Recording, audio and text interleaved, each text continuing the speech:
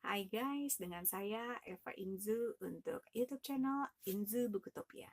Kali ini saya akan membicarakan tentang satu manga dari Bapak Manga, yaitu Osamu Tezuka, dan yang saya ambil dari karya Osamu Tezuka adalah Buddha. Eh, Buddha ini dikatakan merupakan magnum opus atau masterpiece-nya Osamu Tezuka. Dia juga merupakan karya terakhir Osamu Tezuka. Seperti kebanyakan atau mungkin semuanya komik Jepang, Buddha ini juga diterbitkan sebelum menjadi buku, diterbitkan di dalam majalah komik, yaitu majalah komik berjudul Kibo no Tomo sejak tahun 1972 sampai dengan 1973. Jadi membutuhkan 11 tahun untuk komik ini selesai sampai akhirnya dibukukan ke dalam 14 jilid di dalam edisi Jepang. Sedangkan yang saya pegang ini adalah edisi Indonesia. Dia terdiri dari 8 jilid. Sama seperti versi US. Sedangkan ini punggung bukunya merupakan gambar kepala. Yang pertama adalah kepala Buddha ketika pertama kali menjadi rahib, kepala Buddha setelah mendapat pencerahan, dan kepala Buddha setelah lanjut usia. Untuk model buku ini, dia itu cara membacanya sama seperti kita menggunakan romaji, huruf Romawi. Kita yang menggunakan huruf Romawi yaitu membaca dari depan ke belakang. Sedangkan untuk tidak seperti komik Jepang yang dibaca dari belakang ke depan. Untuk pertimbangan apa saya tidak tahu, karena untuk zaman sekarang komik Jepang diterjemahkan dan cetak seperti adanya komik Jepangnya. Buddha ini merupakan dikatakan interpretasi Tezuka mengenai pribadi Buddha. Namun apakah itu benar? Kita tidak tahu. Maksud saya adalah apakah ini interpretasi personal dari Tezuka ataukah ini interpretasi dia sebagai penulis yang memiliki imajinasi, jadi hanya imajinasinya dia saja. Kemudian saya akan langsung untuk menggambarkan kisah Buddha ini. Dikisahkan mulai dari Buddha masih belum lahir, kemudian lahir dan pertanyaannya dia, kemudian dia menjadi rahib, kemudian dia bertapa dan mendapat pencerahan dan mulai berkhotbah, mulai mendapatkan murid, dan sampai dia mati. Sekarang saya akan perlihatkan untuk bukunya. Buku Buddha ini diberi judul untuk tiap jilidnya. Saya mulai saja. Jilid pertama, Kapilawastu. Kapilawastu merupakan kerajaan di mana Buddha lahir. Di mana Buddha lahir. Sedangkan ini adalah cover ini merupakan gambar dari suatu sindongeng di mana si kelinci ini mengorbankan nyawanya untuk menjadi santapan seorang pertapa. Yang menjadi intinya, sebenarnya inti dari kisah ini adalah mengapa si kelinci ini mau mengorbankan nyawanya untuk disantap. Jadi inti dari ke-8 buku ini sebenarnya itu yang dicari untuk pada saat Buddha mengalami pencerahan itu, jawaban itu. Jilid kedua yaitu 4 perjumpaan. 4 perjumpaan merupakan yang mendorong Buddha menjadi rahib, atau yang menyarankan Buddha menjadi rahib. Untuk gambar cover ini adalah seekor burung yang merupakan Siddhartha yang merasuk kepada burung ini. Ini adalah keadaan Siddhartha merasuk binatang yang kedua kalinya. Jilid ketiga yaitu Dewa Data. Dewa Data merupakan anak dari seorang prajurit Kapilawastu yang kemudian akan memberikan pengaruh, bukan pengaruh, ya ada hubungannya di kehidupan Buddha ketika dia telah menjadi Buddha. Siddhartha ketika dia telah menjadi Buddha, dia akan memberikan pengaruh dan akan menjadi murid Buddha dan memberikan suatu pengaruh. Dan untuk gambar yang di cover ini merupakan gambar Buddha pertama kali dia menjadi rahib, di mana dia merasa sangat sukacita ketika dia menjadi rahib. Lalu jilid keempat adalah Hutan Uruvela. Hutan Uruvela merupakan hutan tempat di mana Buddha bertapa dan mendapatkan pencerahan. Cover ini menunjukkan Buddha ketika dia mendapatkan pencerahan. Hutan Uruvela sendiri, jadi gini, di dalam cerita ini ada 3 kerajaan, Kapilawastu, Magadha, dan Kosala. Kapilawastu berada di kaki gunung Himalaya, dan mungkin tidak terlalu jauh dari sana ada kerajaan Kosala yang secara militer kuat, yang sewaktu-waktu dapat menjajah, sesuka-sukanya dia menjajah Kapilawastu. Sedangkan Magadha sendiri terletak di sebelah timur Kapilawastu. Dia merupakan kerajaan besar juga, namun untuk segi bidangnya itu menguasai cukup banyak, sehingga itulah yang membuat dia kuat. Untuk jilid kelima, Taman Rusa. Taman Rusa masih berada di hutan Uruvela, di mana di Taman Rusa inilah pertama kalinya di dalam buku ini Buddha berkhotbah setelah mendapat pencerahan, di mana dia mengajarkan Dhamma kepada rusa di Taman Rusa ini. Dan gambar ini adalah prajurit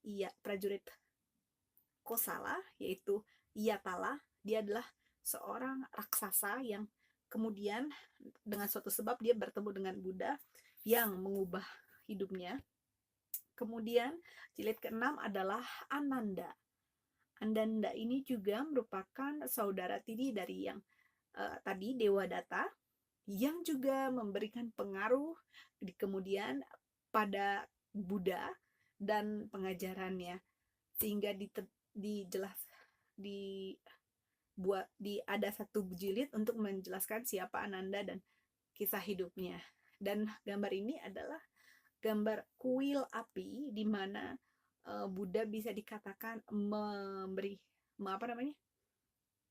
memberikan khotbah kepada seorang pertapa yang sudah senior, yang sangat berpengaruh, sehingga si pertapa tersebut berbalik menjadi muridnya dan mengajak 2 pertapa saudaranya untuk menjadi murid Buddha.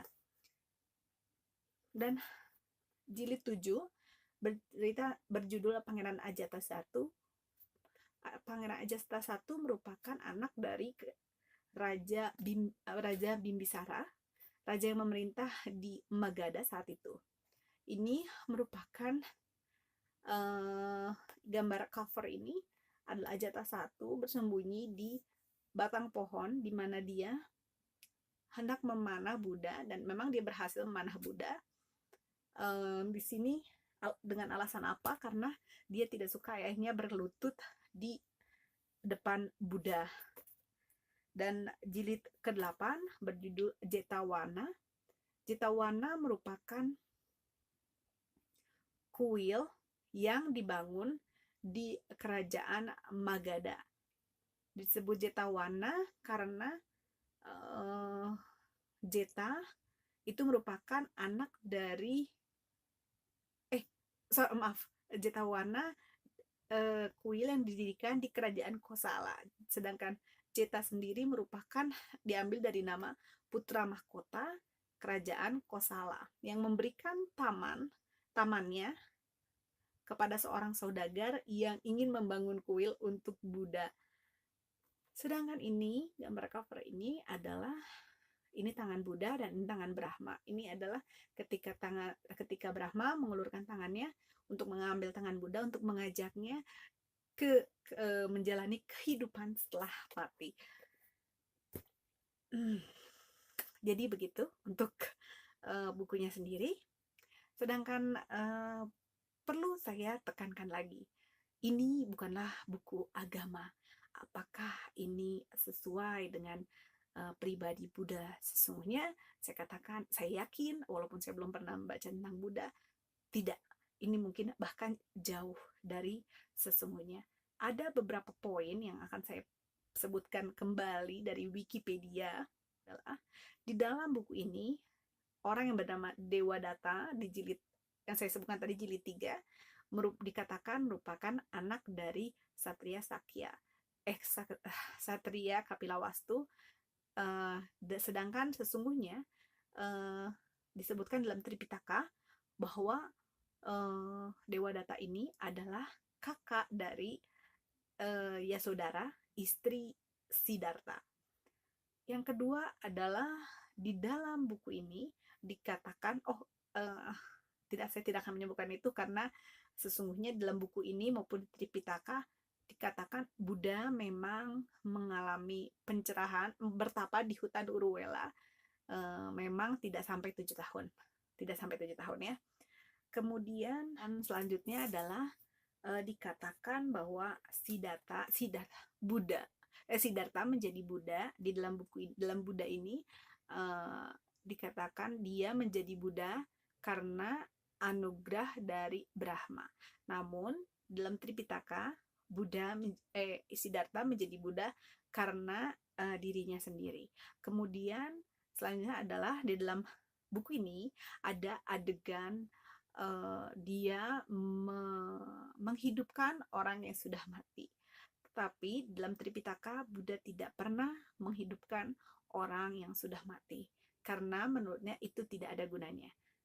Jadi tentu saja yang benar yang Tripitaka kalau menurut saya, karena pertanyaan Buddha pertama kali adalah yang menjadikan dia mempertanyakan segala hal itu adalah kemana manusia setelah dia mati. Jadi agak tidak mungkin menurut saya kalau dia menghidupkan orang mati. Memang tidak ada gunanya juga kan. Kemudian yang tadi saya sebutkan, Buddha pertama kali berkhotbah pada Rusa di Taman Rusa. Tetapi dalam Tripitaka Buddha pertama kali berkhotbah kepada lima pertama di Taman Rusa. Namun saya agak kurang paham 5 pertama ini apa. Ini adalah yang saya temukan di Wikipedia. Jadi saya sendiri karena belum membaca tentang Buddha lebih banyak, jadi ya pengetahuan saya juga nggak bisa membandingkan, karena menurut saya mungkin kisah yang mengenai Buddha yang lebih mendekati adalah dari Tripitaka. Mungkin kalau lain kesempatan saya akan baca lagi dan membahas lebih banyak lagi mengenai Buddha. Kemudian